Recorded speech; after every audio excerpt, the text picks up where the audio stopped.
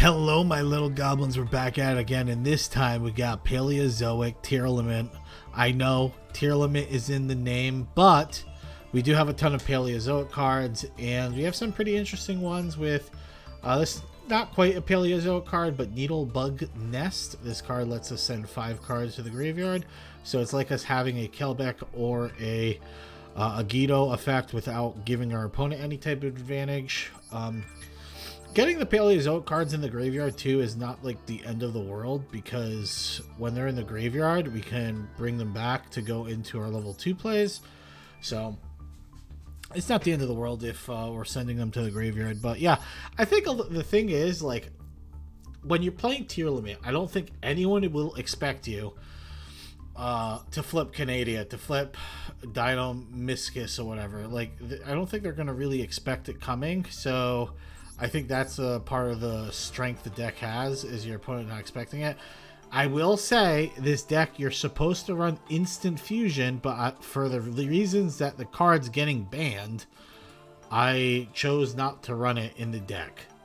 But technically, you could run instant fusion in the deck. There's no point for me to run it if it's going to get banned. It doesn't help you guys out, so let's get into some games. We'll see how the deck plays and how it performs, and then we'll get to the recap, and I'll give you my opinion on how the deck is. So let's get to it. Hello, we're here with game number 1 against Coke Zero, which is the official sponsor of this show. I'm kidding. They do not sponsor us. I just drink it a lot. I swear, their new formula, whatever they did the past like year or so, definitely smacks, as the kids would say. By the way, I'm recording this on my birthday, so yay! I'm officially a fucking 30-year-old. Definitely don't want to commit atrocities against mankind. I'm kidding. So, as you can see, he's doing standard Sprite stuff. He's also playing Melfi Sprite, but he's not playing the Melfi Sprite I showed you. He's playing the one that most people run, which is just with the cat. It's just with the cat and the whatever one the cat searches out.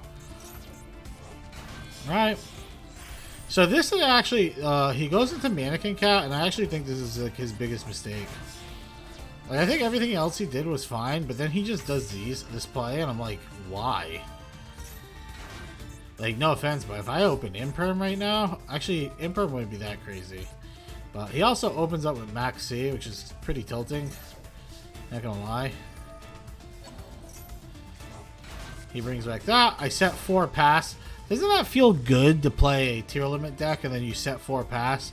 Your opponent has no idea what you're playing, and they're very confused at this point. So we activate Canadia. Then I activate Dino Miscus. I'm actually just trying to get the Sprite trigger, like she does right here. And then I'm able to Lost Win this. And this is all happening in the battle, so you can't IP Masquerena this Lost Wind, which is very nice. Send 5. What did we hit? We didn't really hit much. We hit a Solak at least, so you could probably add a Havinus to the hand. And then Blackjack. We're going to activate it to set another Needle Bug Nest. So this is like the stupid part about me. So I do this in the battle step because once he goes in the main phase, he's going to be able to chain Elf to bring back red, right? The stupid part about me is I should just activate this Needle Bug Nest. There's no reason for me to be holding it. Now I activate Havinus, and he's going to bring back his Sprite Blue, and I play Nest. And then I bring back Marilla. There's like literally no point in me holding this. I should just activate it during the combat. And as you see, it didn't really matter too much. The cards I milled weren't like ideal, I would say. I didn't mill anything crazy. Oh wait, yeah I did, never mind. I didn't see the last card there. So that's a really good mill. Because we're going to get the fusion, and we're going to get to pitch something off with the Reinhardt. So here's the pitch, and there's the fusion. And then we activate Keldo.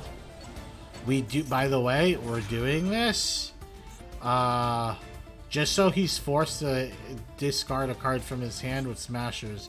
Because I know he has Smashers available because he searched it. Shuffle.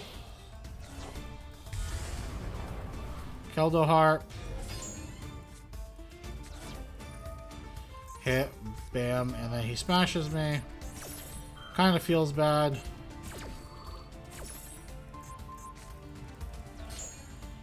Definitely does not feel good. And then this guy is going to go into Zeus. A little tilting, not gonna lie. Alright, so this is my board. Like, this is not looking good for me. I lost Win his elf. I don't think he realizes Carrot can't actually do anything here. We go into the normal summon Medora. He goes into the Mech Knight Crusadia. I go into my own Sprite Elf to bring back Meryl. We're just comboing now, guys. We're comboing. We're really gaming. We actually hit something. Miracles. Miracles can't happen for Fatsoid. It's because I was playing on my birthday. So, like, you know, we gotta give this motherfucker something. So we're literally just doing this to get the mill effect off. We have like, I have a tracker, a deck tracker, so we have a least amount of cards that, like, we had a very high percentage of like actually hitting the fusion. That's why I was pretty confident doing this. So we do this, we add Reinhardt, we go into IP Masquerena, and then he activates Zeus. I was going into my own Mech Knight Crusadia. And then Rikelios activates again, special summons, and then we just pass because I can't obviously do anything here. Coke Zero goes into attack. I activate Blackjack. This is a blind Blackjack, by the way. I get Reinhardt. Activate his ability. Send. Activate Pitch Havanus. Havanus triggers. And we are going into a Keldo Heart. Bye-bye. If you're wondering how we got Keldo Heart back, by the way, Crime went to the graveyard, and Crime lets you get a banished card back. So that's how we got it back. So yeah, and that's how we do it, boys. That's how we do it. Hello and welcome back for game number 2. We're playing against 69. What a kinky little slut. We're playing against D-Shifter, which our deck gets absolutely ass blasted against, by the way. Our opponent does activate gets Martha. Pretty scary, it's pretty spooky. But again, like I said, people don't recognize, well, Canada is pretty good if they have no follow-up. So now we're able to combo here. Send the Soliak, we grab the Reinhardt, summon the Reinhardt, send the Meryl, activate Canada, because if we don't, Ellis is going to transform, and we can't allow that, or we're fucked. So,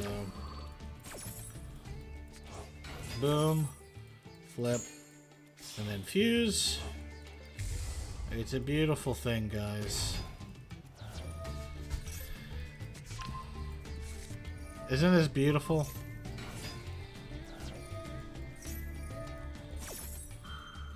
I was like getting nervous because I still don't know what this card is, so I was a little nervous throughout these exchange.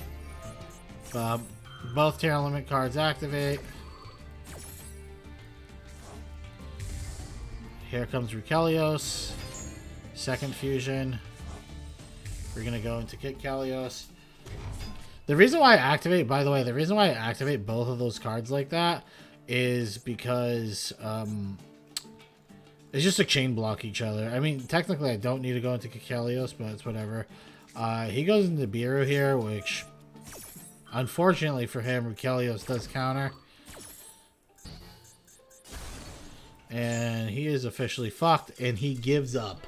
So, GG, goodbye, no re. Hello, we are game number 3, and we're playing against Maddow. Maddow! And we're just gonna straight up start comboing.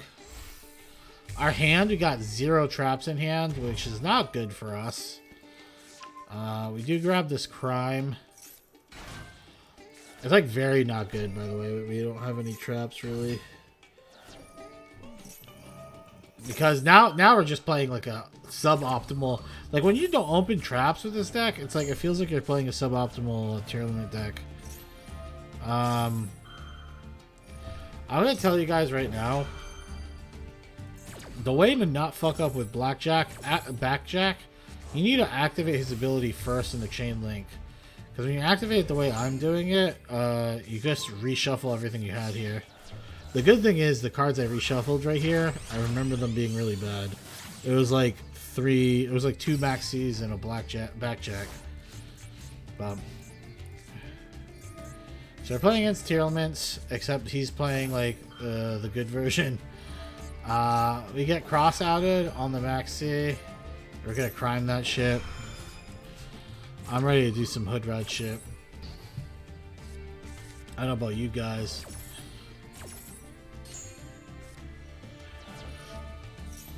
Happiness is going to activate, which allows us to go into Kalios, and then this card will let us add. Never mind, we're getting super polyed. Don't you love when you get super polyed? It's my favorite. So he goes into Kalios. The good thing is all this stuff is kind of like all this stuff that activates is all in the stack, so I can just chain link and chain block so your Rukelios can't negate my special summon on my Rukelios. Set lost wins. Nice. Rukelios comes back. And then his Scream activates. Yugioh, Meryl, Sharon. We do this again so he chain, because it's just a chain block. Now here is just kind of YOLOing. I kind of got lucky though. I hit Meryl. He negates that. Then Meryl is going to activate into Kaido Heart, which will send back his Rukelios. He's getting like, am I getting lucky with these two? Yeah, we have Medoras and stuff, which is good.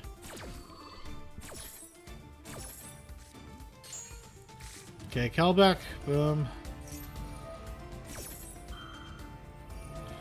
Solok activates. He's gonna activate Keldo to target my Keldo and Medora.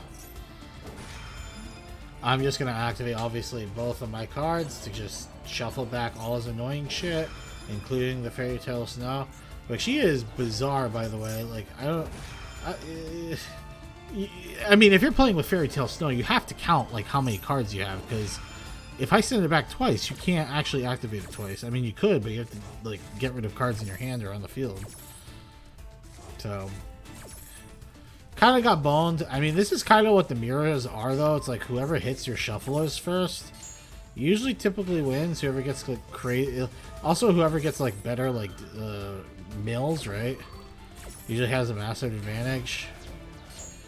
So I already put Keldo back in the graveyard, and I have a backup Medora. He just concedes because he's gonna have to deal with negate. Like there's just so much he has to deal with. It's just not worth playing, which I don't blame him because I'm the same way. Hello and welcome to the recap. Thank you for watching this far, and give us a subscribe if you can. Helps us out.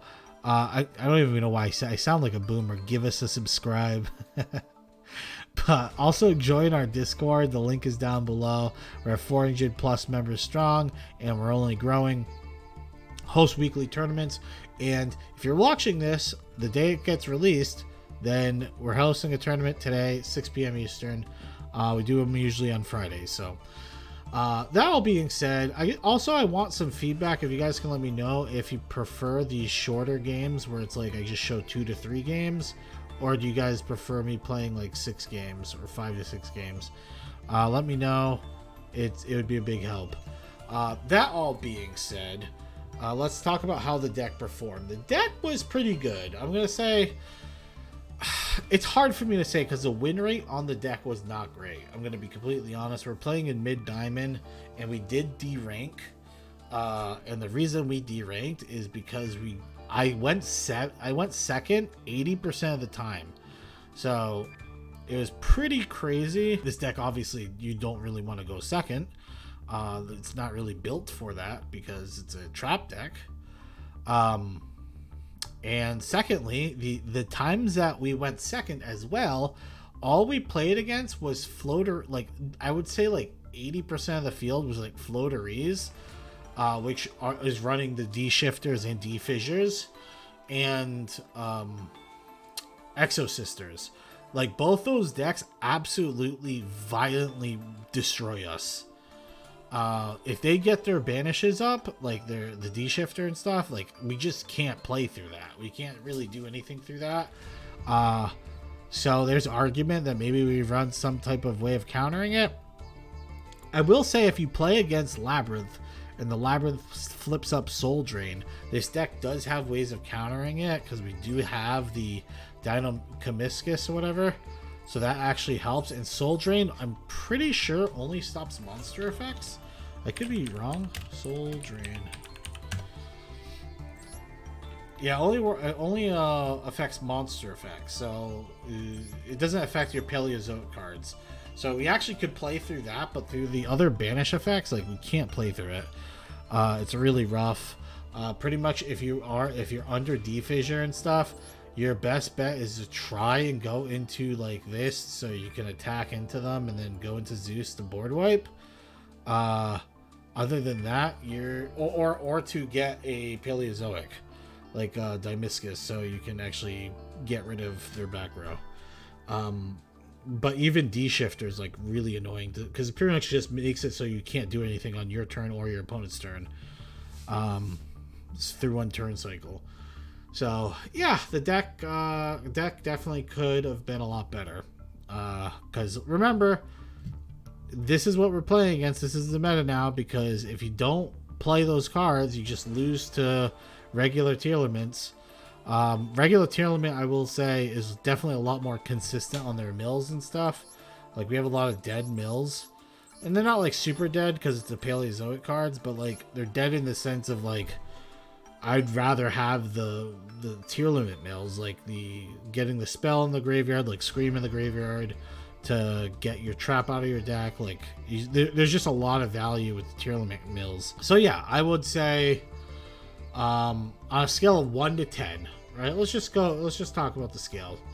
1 to 10, I'm going to put this deck at a 6.5. I'm putting it at a 6.5. I'm going to put it at a 7. You know what?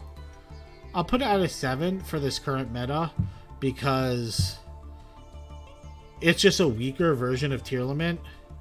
And on top of it being a weaker version of Tearlament, you just get absolutely destroyed by the cards that counter Tearlament, which is everyone is running. Typically, if you want to be like a meta brain like Master here, you either run what's meta, or you run what counters the meta, or if you really want to be like 800 IQ, you run what counters the counter. So like, you know, like Thunder Dragon would be like something that's like anti-meta, because it counters the meta, but it also is good against the counters. Like, everyone running these banish effects, like, they don't get affected by it. They actually get benefited from it, right? So yeah, this deck just kind of just gets mopped by it's already the meta. The Tearlament matchup is already kind of rough unless you go first and you set all your cards. And then the counters, like the Exo Sisters and stuff, is even rougher. So I know you've seen me beat some of them, but like, it was an uphill battle every match, even when I had an advantage. So on a tier list, I'm gonna say this deck makes Tearlament balanced. I think if we were running Instant Fusion, that would also help a little bit, but yeah, this deck kind of poopy. You know what's something we could have ran though? We probably could have ran the whole package. I guess it doesn't really make sense. I was thinking we could run the Crystal Beast package or something, but even then, it really, like, I don't know. The deck's just not that great. I actually think if Tearlament, like if the Ishizu cards get hit and all that stuff, like if they actually hit like the instead of hitting the shufflers, they hit like Kelbeck and Yugioh, you know, I think this deck does get a lot better. I also think when people start playing less of these banished cards like D-Fissure and stuff, I think this deck gets a lot better. That'll probably be at a point in time though when Tearlaments might get nerfed even more, like they start cutting these down even more from 2 to 1 or something like that, where you don't see Tearlament as much, or they just ban and kick Kalios. But yeah, the unfortunately the Paleozoic cards get fucking annihilated by the same cards that counter Tearlament. So it just, that's the only reason why this deck's rough to play. I mean, the deck is cheap though, I will say that. Like, despite like the Tearlament cards, right? If you just look at the Paleozoic cards are cheap as shit. If you guys are wondering, I did not summon this once, so do not worry if you can't go this. The card, the one Paleozoic card that I think is a must craft is this one, if you are going to play the Paleozoic package, because this card's really good. And this card was really hard to even go into it too. Like like this card's the easiest one to go into because it's just 2 level 2s. This one you need 3 or more level 2s. Kind of nuts. But I hope you guys enjoyed it. It was still fun to make the deck and to try it out and stuff. So I did rage a bit internally. So yeah, give me a like. Give me a like on the video and say sorry, Fadzoid, for putting you through this. And let me know what you guys want to see next. What are you guys' thoughts on the video length and stuff? So, alright, goodbye.